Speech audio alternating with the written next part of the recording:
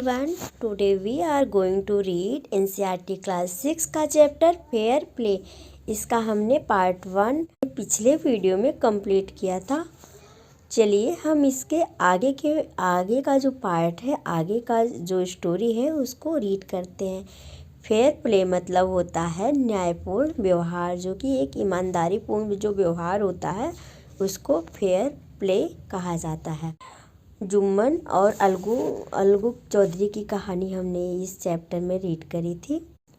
Part 2, the panchayat was held the same evening under an old banyan tree.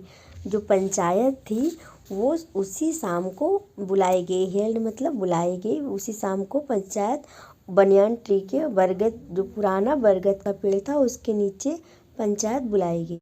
Jumman stood up and said, "The voice of the punch is the voice of God." Jumman जो था वो खड़ा हुआ और उसने कहा, जो पंच की आवाज़ है वो भगवान की आवाज़ है। Let my aunt nominate the head punch. मेरी आंटी को हेड पंच चुनने दो। नॉमिनेट मतलब उनको हेड पंच के रूप में किसी को चुनना था, तो उन्होंने कहा कि मेरी आंटी को हेड पंच नॉमिनेट करने दो। I will abide by her decision. मैं उनके डिसीजन को एक्सेप्ट करूँगा। अबाइड बाय मतलब यहाँ देखो लिखा है एक्सेप्ट करूँगा। The panch knows neither friend nor enemy, what do you say to Algu Chaudhary, the old lady announced. जो ओल्ड लेडी थी, जो उनकी आंटी थी, उन्होंने घोषणा की। अनाउंस मतलब घोषणा की या कहा उन्होंने।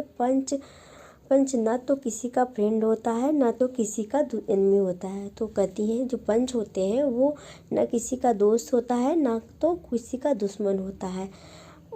आप अलगू चौधरी के बारे में क्या कहते हो? उन्होंने ऐसा कहा। Fine replied Jumman, hiding his joy over his unexpected piece of luck. तो जुम्मन खुश होकर अपनी जो इंजॉयमेंट थी उसको छिपाते हुए उसने कहा, ठीक है, unexpected piece of luck.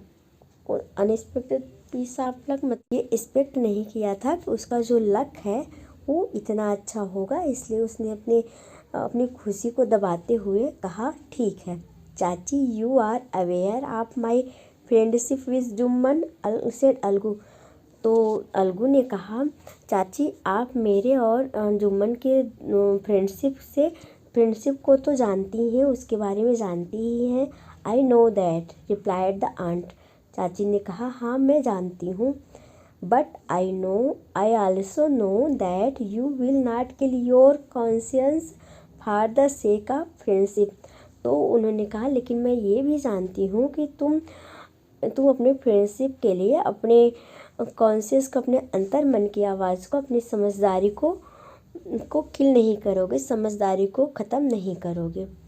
God lives in the heart of panch. ईश्वर पंच के हृदय में निवास करते हैं। And his voice is the voice of God. और उसकी जो आवाज़ है वो गॉड की आवाज़ होती है। And the old lady explained her case. और जो ओल्ड लेडी थी, जो उसकी आंटी थी, उन्होंने अपने केस के बारे में पूरा विस्तार से बताया। Jumman said Algu, you and I are old friend, your aunt is as dear to me as you. तो अलगू ने कहा, जुम्मन तुम और हम बहुत पुराने दोस्त हैं और तुम्हारी जो आंटी हैं वो मुझे भी उतनी ही प्यारी है जितनी कि तुमको। नाउ आई एम ए पंच, लेकिन अब मैं एक पंच हूँ। You and your aunt are equal before me.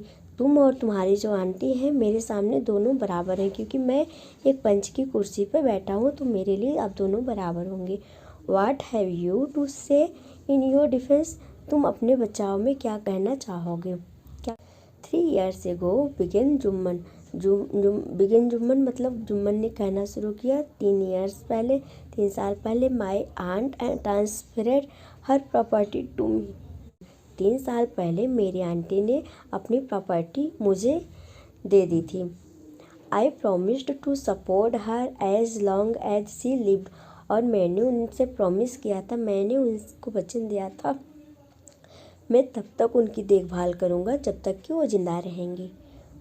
I have done all I could, मैंने वो सब किया जितना मैं कर सकता था। There have been a couple of quarrels between my wife and her but I can't stop it, लेकिन अब कुछ दिनों से मेरी और मेरी आंटी के बीच कुछ झगड़े होते रहते हैं जिनको मैं रोक नहीं पा रहा हूँ, मैं रोक नहीं सकता हूँ। Now my aunty is claiming A monthly allowance for me, अब मेरी आंटी मुझसे मंथली भत्ते के लिए कह रही है, मंथली भत्ता देने के लिए मांग रही हैं, कह रही हैं मुझे देने के लिए। दिस इज़ नॉट पॉसिबल, यह संभव नहीं है। That's all I have to say, बस इतना ही मुझे कहना था। ये बात जुम्मन ने कहा कि आंटी मेरी जो है वो मुझसे मंथली अलाउंस मांग रही हैं जो कि मैं उसे नहीं दे सकता हूँ। Jumman was cross examined by Algu and other, Jumman से क्रॉस एग्जामिनेड मतलब जुम्मन से और कई तरह से पूछताछ और तरह के सवाल पूछे गए, अलगू और अदर्स। देन अलगू अनाउंस्ड, उसके बाद अलगू ने घोषणा की, उन्होंने फैसला सुनाया। We have gone into matter carefully, हमने इस मामले को बहुत अच्छे से समझा। इन आवर ओपिनियन, हमारे विचार में Jumman must pay his aunt a monthly allowance, मेरे विचार से जुम्मन को अब उसकी आंटी को मंथली भत्ता देना चाहिए। और else the property goes back to her, नहीं तो अगर वो ऐसा नहीं करेगा तो जो उनकी प्रॉपर्टी है वो उनकी आंटी के पास चली जाएगी। Now the two friends were seldom seen together, अब जो दोनों दोस्त थे वे कभी कभी ही साथ में देखे जा सकते थे। सेल्डम मतलब कभी कभी, rarely. The bond of friendship between them was broken, जो उनके बीच फ्रेंडशिप का बॉन्ड था वो टूट चुका था। In fact Jumman was Algu's enemy and wanted his revenge, और जो जुम्मन था अलगू का दुश्मन बन गया था और वह उनसे बदला लेने का सोच रहा था, बदला लेना चाहता था।